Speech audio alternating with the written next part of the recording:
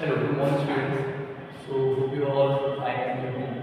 So today we are going to start our new fresh chapter number 7, sound. So in previous classes we already studied about the light in unit 2, that the light is energy. So if we are talking about the sound is also kind of an energy. How can we say that sound is a kind of energy? Just because of when the sound is produced, when the vibration will occur and hit some kind of a body, so it will produce. But how it travels from one place to another place?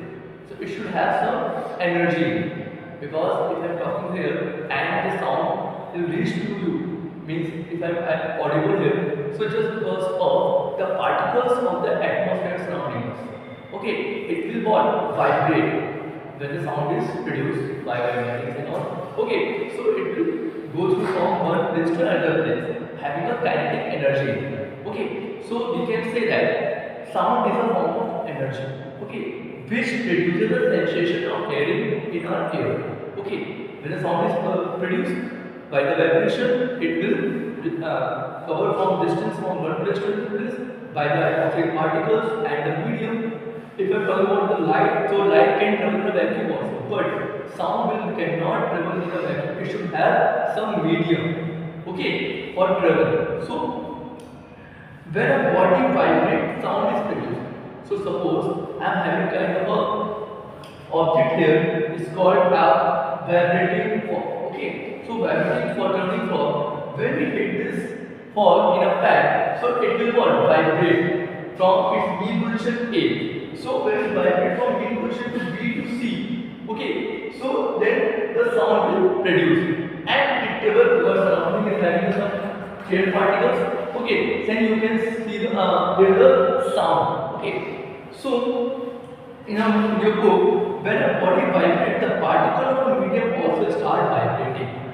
Okay, whether it is a liquid, gas, or solid. Okay, and you all know that how the solid can create a sound. Okay, so when you hit the solid body, it will create a maximum vibration rather than liquid and gases. Okay, so as compared to the liquid and gases, sound produce more in a solid. Okay, so some common terms used in sound, we will go through it. So when the sound is produced, the body will vibrate from its mean position to and fro. This is called to and fro motion. So it will make a one vibration. When the sound is produced, so suppose this is the object or it will, this is the medium mean position. So when it goes through from to and fro and again come back to the mean position, then it make a one vibration. Okay, so the definition of one vibration is the to and fro motion of a prong. This is the to and fro motion of prong about its mean position A. So it's called a one vibration. Okay, so the next heading is amplitude. So what is the amplitude? So we all know that sound is traveling in a waveform. Okay, so here I am demonstrated. So when the sound is produced, this is the mean position and it goes from drop to crest and this is complete what? One vibration when it comes back to the mean position.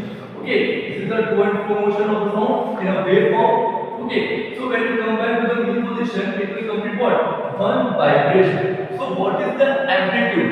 Here we are going to talk about what is the amplitude. So amplitude is the maximum displacement of wave, or you can say that sound from its mean position to here and mean position to here. So this is called what? This is called amplitude of the sound. So the definition should be like the maximum displacement of vibrating turning fork of a vibrating turning object of a vibrating body from its mean position. So this is what? This is mean position. Okay, so it's called what? Amplitude. Okay, if a stationary body is struck slowly or with a less force, so it's called less amplitude. And if a body is having a maximum amplitude, so it should be hit hard. Okay, then create what? Maximum amplitude. Suppose the body hit hard, so it will create what? Maximum amplitude like this. Okay, so it should be what? Greater amplitude than this, because this is hit by slowly and this is what? high. So when the vibration is maximum, then the amplitude is also maximum. Okay. So the next heading is frequency. So hope you all understand what is the amplitude, maximum is different. Okay, on the wave. Next heading is frequency. So what is frequency? When the vibrating body vibrates its knee position from to and fro. Okay. So how many vibrations in 1 second?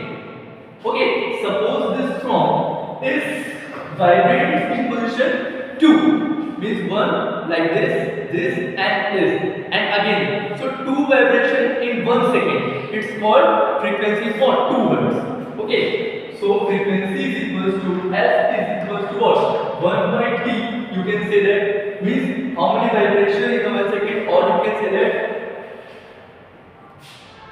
the vibration occur in 1 second. It's called what? Frequency. Okay, suppose a vibration occurs in 1 second, number of vibration 5. So the frequency of that object is what? 5 hertz. Okay, or as you all know that our audible sound is 20 hertz to 20,000 hertz of a human being. So means is that the vibration will occur 20 hertz to 20,000 hertz. Means the frequency is what? 20 hertz to 20,000 hertz in 1 second. We can get. Okay. So the next heading we understand the frequency, and the unit of the frequency is on the what? 1 hertz. Or you can say that hertz. This is like SI. Okay. This is the unit of SI unit of frequency. Okay. SI unit of frequency is what? Hertz. Okay. So next heading is, so the next topic is time period. So we understand what is the frequency. So it's just the opposite of the frequency of time. Time period is vibrating body completes one vibration in time. Okay.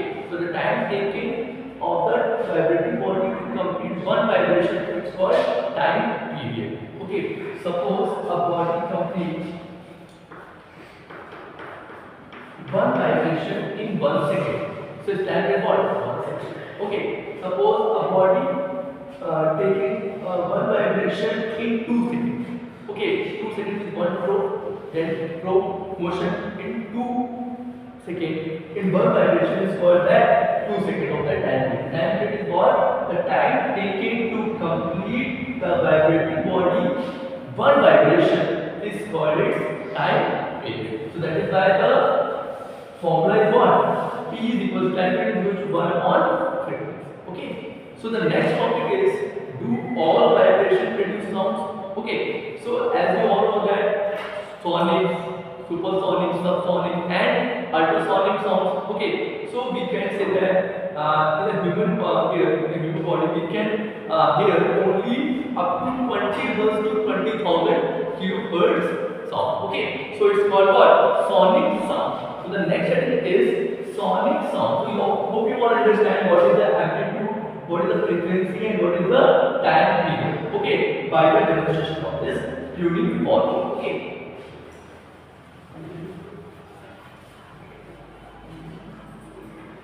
So the next topic is sonic sound. So what is sonic sound?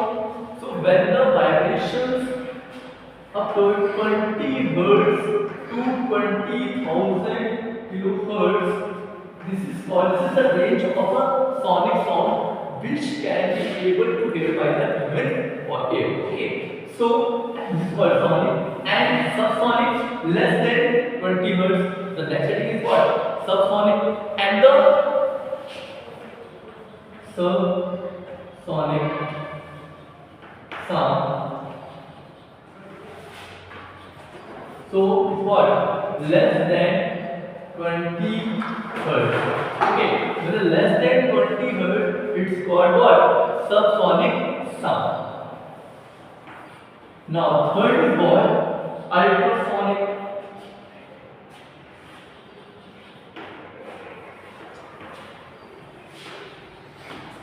So what is the ultrasonic sound? So when the vibration records frequencies what above 20,000 kilohertz. Okay, when